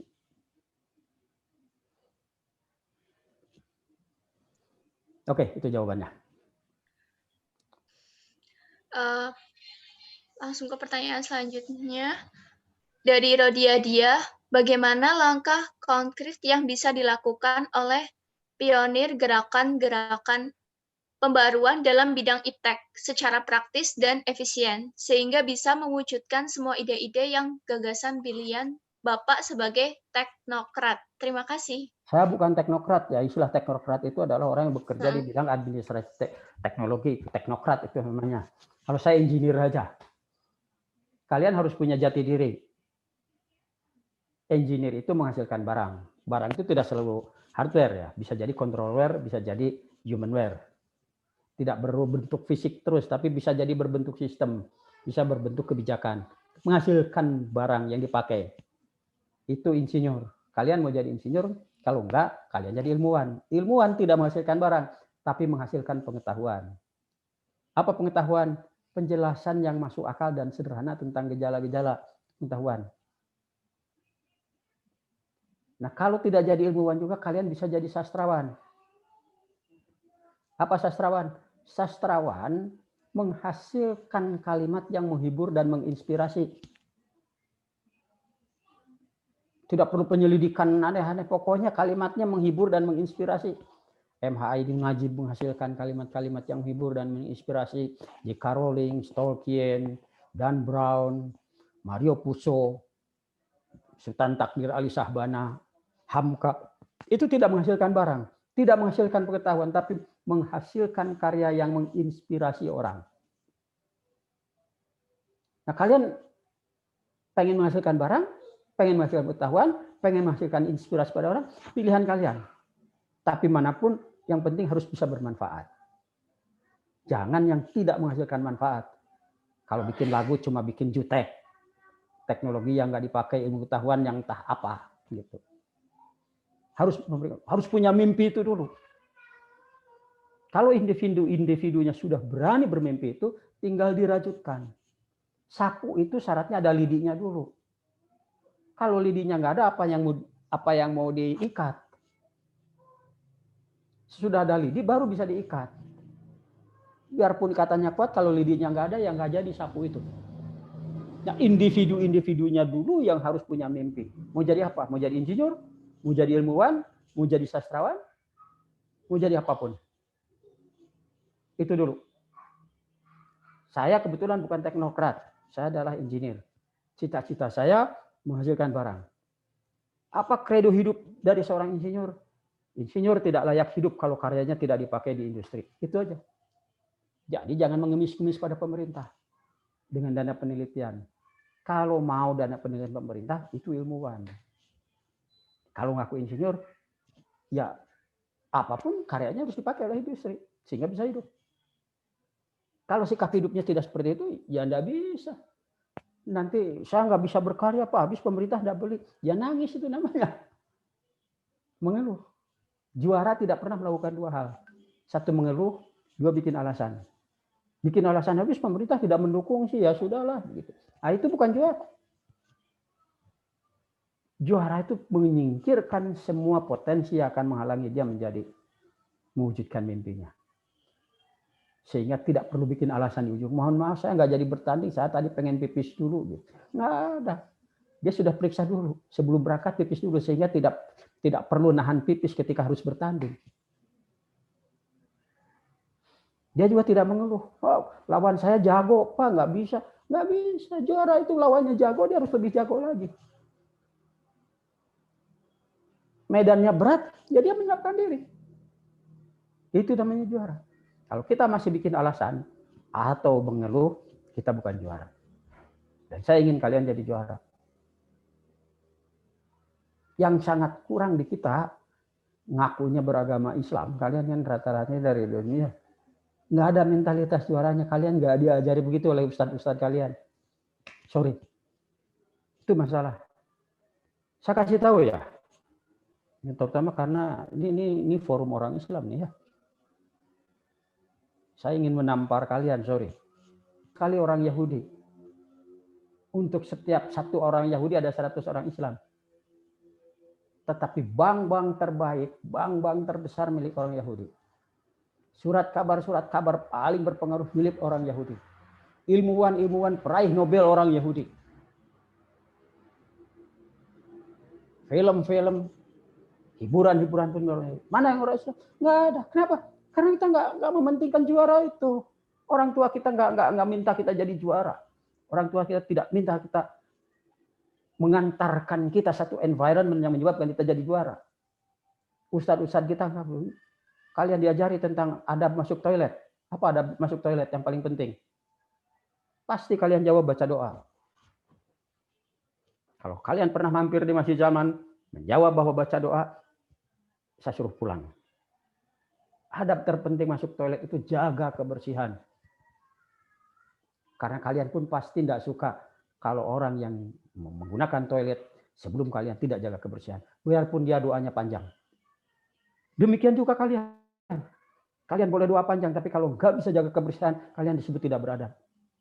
Konsep tentang beragamanya tidak meminta kalian untuk jadi itu. Ada yang kesalahan yang mendasar di situ. Sehingga kita tidak jadi juara. Ini yang saya ingin kalian balik. Itu jawaban panjangnya ya. Terima kasih. Terima kasih Pak atas jawaban yang luar biasa. Pertanyaan selanjutnya ini dari Syafa Aura Ayu. Definisi inovasi sendiri biasanya diidentikan dengan segala hal yang baru atau pengembangan dari penelitian yang dulu. Sehingga ketika saya mengajukan sebuah ide kepada pembimbing, selalu ditanya apa yang baru dari rancangan barang saya. Sedangkan setelah di-search banyak penelitian yang serupa bahkan dengan pengembangan yang lebih wah dan akhirnya ide tersebut ditolak karena sudah ada. Menurut Bapak sendiri, definisi dari inovasi selain dapat diibsarkan apa ya Pak? Terima kasih. Jadi inovasi memang terkait dengan sebenarnya itu yang disebut itu invensi. Invensi itu penemuan. Kalau penemuan itu ya mesti baru, mesti beda dengan yang sebelumnya. Tetapi kalau ditanya sebetulnya dosennya juga punya invensi, enggak juga gitu. Ya tentu nanti harus ada unsur kebaruan. Intinya begini, ketika kalian mengajukan sebuah proyek tugas akhir atau apapun, ya kalian harus bisa menyampaikan bahwa di bidang karya orang tambahannya ini, gitu. Nah, kebaruan itu bisa dilihat pertama dari metodenya.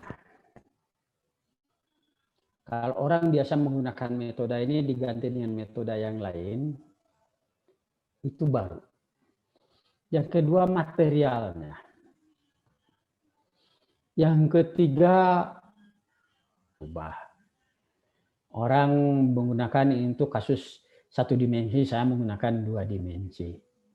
Orang mengatakan ini untuk kondisi suhu terkontrol sekian sampai sekian, saya untuk suhu yang berbeda. Itu baru semua. Ya, jadi kalian harus menambahkan elemen barunya di mana? Sekali lagi, pertama pada metodenya. Kedua, pada materialnya. Ketiga, pada aplikasinya. Aplikasinya yang mula orang dipakai di air, sekarang dipakai di udara. Orang biasa lain-lain. Yang terakhir, itu pada asumsinya. Tentu saja yang makin lengkap tuh asumsinya makin realistis. Apa bedanya ilmuwan dengan insinyur? Pada asumsinya. Ilmuwan itu asumsinya bebas. Insinyur asumsinya terikat pada kondisi yang realistis. Jadi kalau kita bikin mobil, di Indonesia nggak bikin mobil itu lebarnya 5 meter. Karena memang dibatasi paling lebar 2,3 meter. Agar bisa kompatibel dengan yang lain misalnya. Nggak bisa bikin mobil yang lebar-lebar. Kalau ilmuwan bebas saja pikirannya di mana aja begitu. Satu contoh gitu ya. Oke, tuh.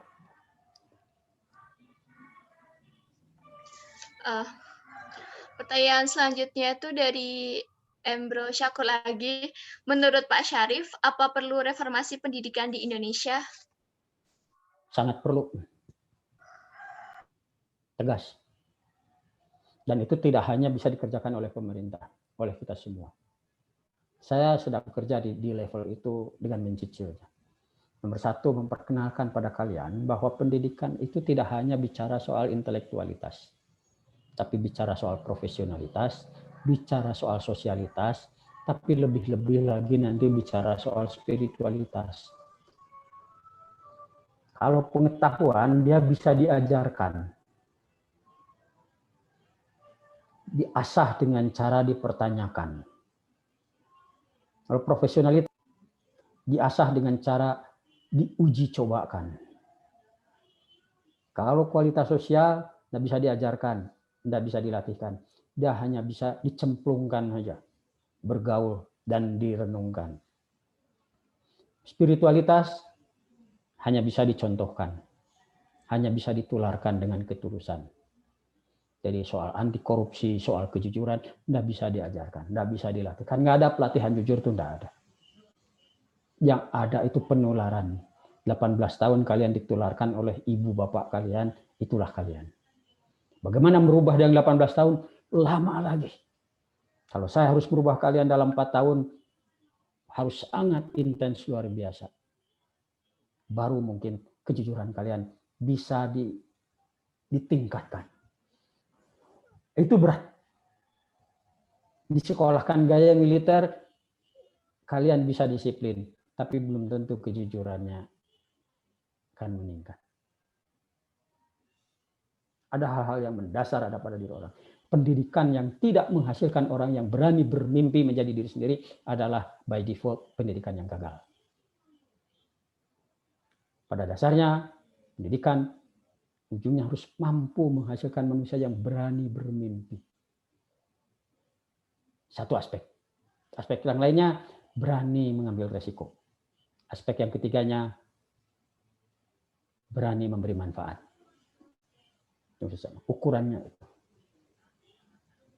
Nah, kalau kalian lihat dengan pendidikan sekarang yang syarat dengan, jangankan di level SD, SMP, di perguruan tinggi pun juga seperti ini, ya memang sangat perlu reformasi. Itu ya.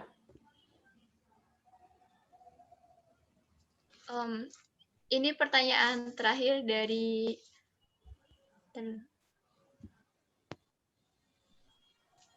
Hilman. Apabila ada dari kita, ada yang mengisi posisi sebagai penyusun kebijakan di level pemerintahan, kebijakan apa yang perlu kita jalani, Pak? Karena posisi kita baru pada saja sebagai staf dan perlu langkah panjang untuk mencapai posisi struktural. Ya, tidak mudah. Perlu kesabaran.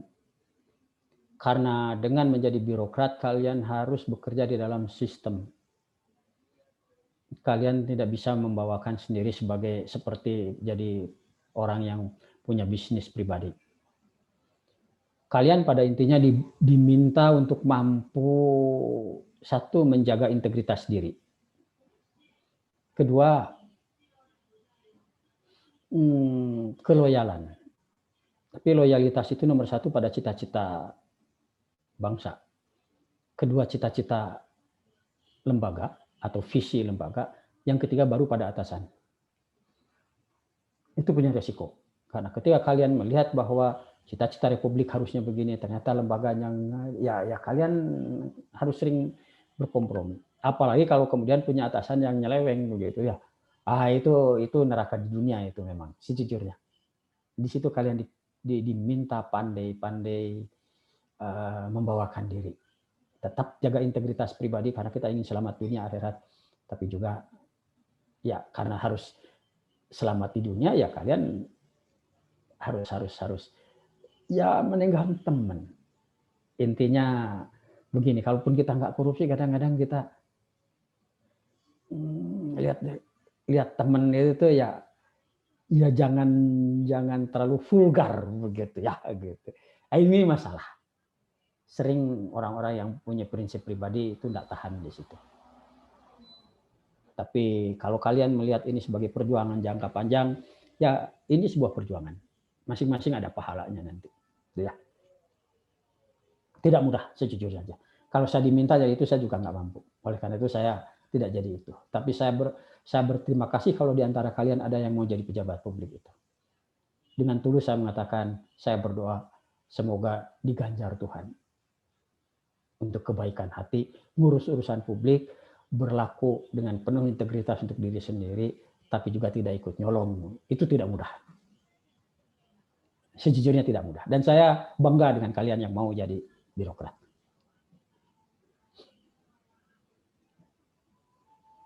Itu jawaban saya.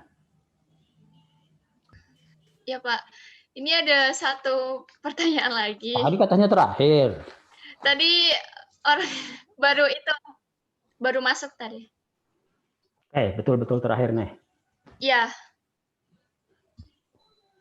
Ini dari Romi Bogor. Bagaimana cara menginisiasi jiwa entrepreneur dan hal-hal simpel apa saja yang dapat menumbuhkan jiwa entrepreneur? Entrepreneurship itu sebetulnya kalian bawa dari DNA orang tua kalian. Memang bisa diperkaya, tetapi sejujurnya itu dari DNA orang tua. Mungkin ada yang sifatnya genotip, ada yang fenotip gitu ya, yang tidak kelihatan begitu. Tetapi itu ada unsur itu. Ibarat kalian mau jadi pisau, kalian bisa jadi pisau, biarpun terbuat dari kuningan, tetapi perlu pengasahan yang terus-menerus.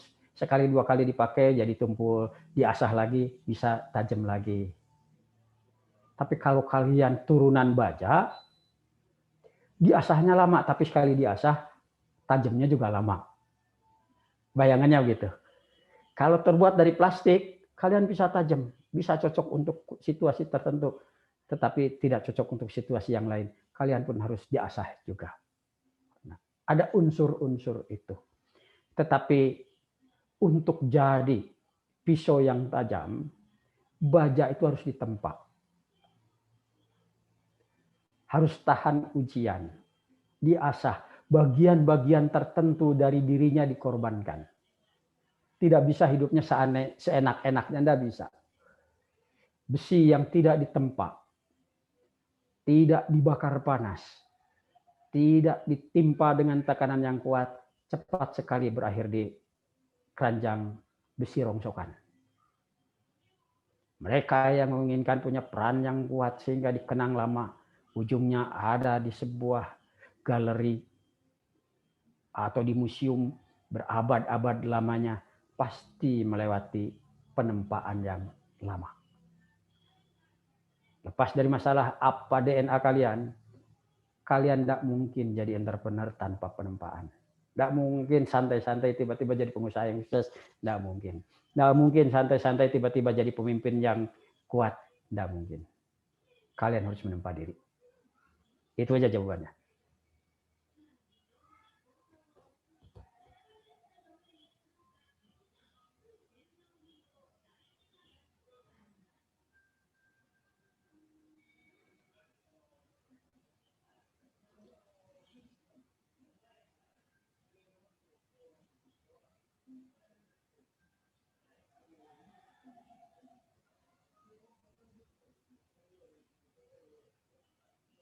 Sudah selesai ya?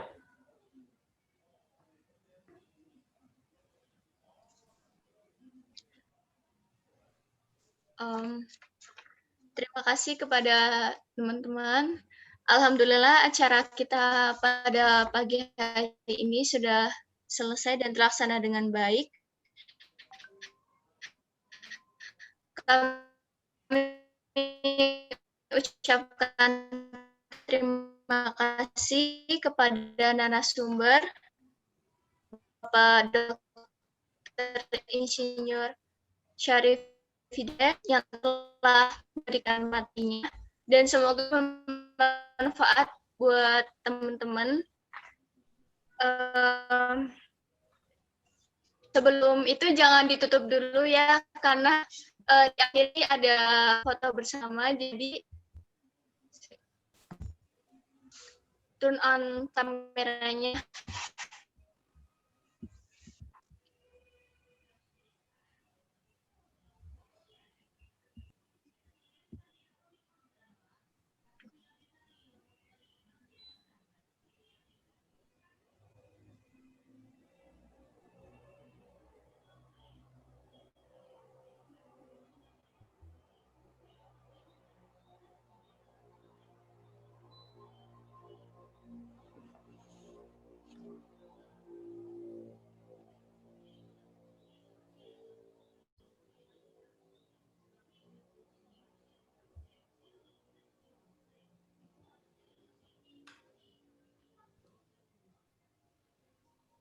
Tadi di-share.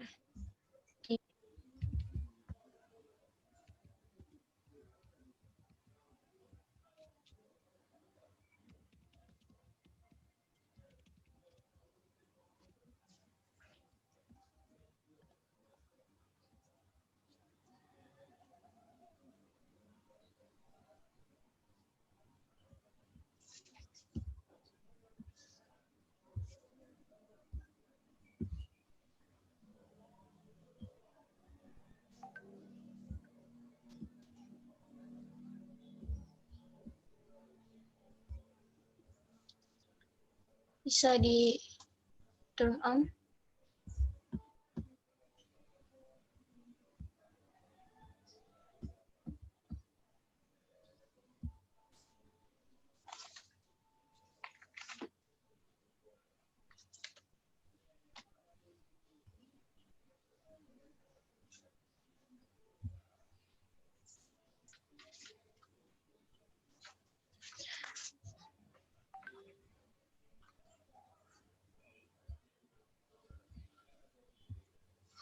Oke, saya sebagai moderator pamit undur diri.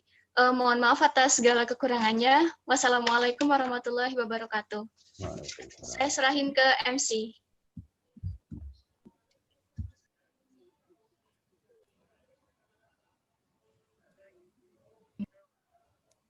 Terima kasih untuk panitia semua. Assalamualaikum. Waalaikumsalam.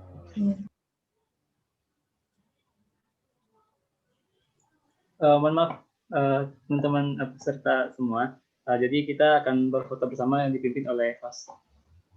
Saya mungkin untuk host utama sedang terkendala koneksi. Mungkin langsung saja kita hitung sampai 3 untuk aba-aba foto bersamanya. Silakan dihidupkan kembali kameranya. 1, 2, 3. Lagi 1, 2, 3. Slide berikutnya 1, 2, 3. Oke, terima kasih banyak teman-teman, kakak-kakak, bapak-bapak, ibu-ibu semua, dan juga terima kasih banyak Pak Syarif telah memberikan materi yang luar biasa. Semoga menjadi inspirasi dan penyemangat bagi kita semua, dan juga semoga menjadi amal kebaikan yang mengalir untuk Pak Syarif. Jazakumullah khairan katsir. Terakhir ada titipan dari sponsor. Bagi teman-teman yang mau mendapatkan voucher diskon, silahkan mengisi feedback terhadap sesi webinar ini di link yang telah disediakan di kolom chat. Nanti bagi yang mengisi feedback, insya Allah akan ada juga sertifikat yang akan dikirimkan melalui email. Demikian dari kami, mohon maaf atas segala kekurangan. Ditunggu pengisian feedbacknya sampai jam 11 ya, teman-teman. Saya pamit ya. Terima kasih Pak Syarif dan juga teman-teman yang sudah. Salam, makasih Terima kasih Pak. Waalaikumsalam. Demikian dari kami, mohon maaf. Terima kasih Pak Syarif dan teman-temannya.